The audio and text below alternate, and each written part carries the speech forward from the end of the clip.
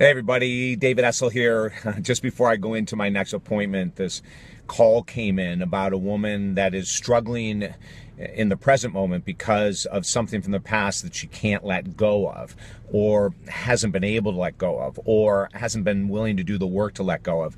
And I want to share some stories here and some ideas and thoughts and tips. I think this affects us all at some level in different types of our lives. You know, we may not even be aware of it. It may have been a belief system that someone gave us a long time ago that we still hold as true, even though it's not valid, it's not true, and it's totally sabotaging our opportunities to be successful today. There's a story in our book that I share about a woman who was a part-time client of mine, part-time meaning that she was with me just a short period of time and then chose, for a variety of reasons, not to do any more work. But it was regarding a relationship with her mom from the past that was still killing her opportunities for success in the present. And as I write about in the book, when she came in, you know, the initial part of her story was absolutely stunning. When she was a kid, her mom continued to tell her that she wasn't good at math and she never could figure out numbers, and basically very little support from her mom growing up. So little, as a matter of fact, that she dropped out of school, never finished high school. But here's the most fascinating part. One of the most fascinating parts of her story is that at a very young age, after struggling and trying to find herself, she found an opportunity in life, a passion of hers that allowed her to be an entrepreneur. And at the age of 20, she was making $150,000 a year. Just an incredible success story, so it would seem.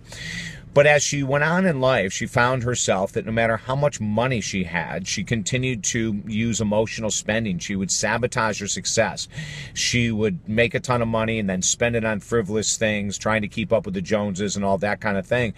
But as we worked together, I said, well, what's the cause of that? You know better, right? The conscious mind. You're an intelligent woman. You're making a lot of money. Like, what's the cause of you sabotaging your own financial success? And as we went back in time, we found this very thing, that her mom was still in her life. Her mom was still telling her she was stupid with money, that she'll never learn how to manage money on a regular basis. And so the girl was a self-fulfilling prophecy.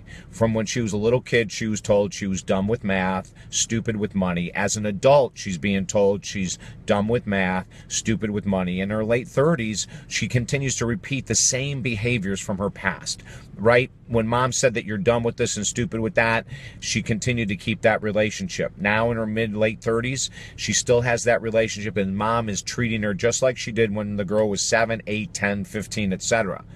So what with you, like, what beliefs are you carrying today that's holding you back? Have you been told in the past or present that you're not creative, or that you're not good at business, or that you're not good at fill in the blank? And are you believing it? Maybe you're not good at relationships. You have a belief system that says, you know what, I've been married 2 times, or I've been married 5 times, or I've been in 10 relationships, and I'm just not good at this. I can't find that internal connection with God because I was told that that isn't correct. Or if you don't do it this certain way, then you're not a real Christian, or a real Buddhist, or a real spiritual person. Like, what beliefs in your life are holding you back? And one of the ways to figure out what beliefs are holding you back is simply this. What area of life are you struggling with the most, that you have consistently struggled with? Like, there is a bunch of information right there.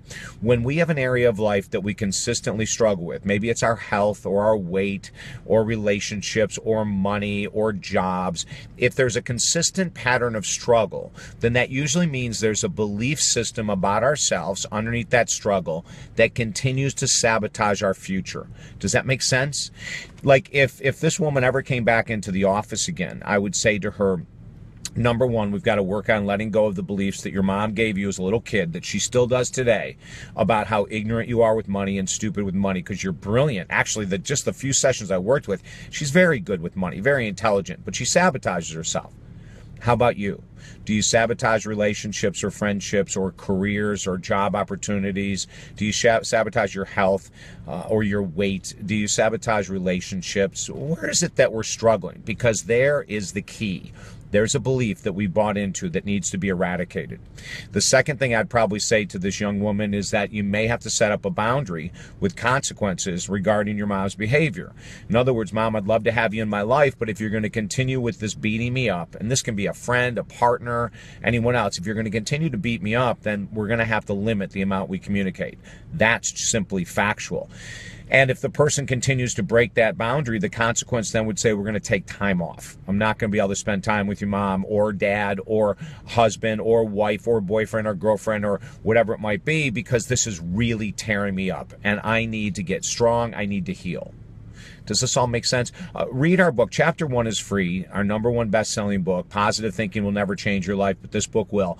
Get it for free at the website right above this video, davidessel.com. Just click on it.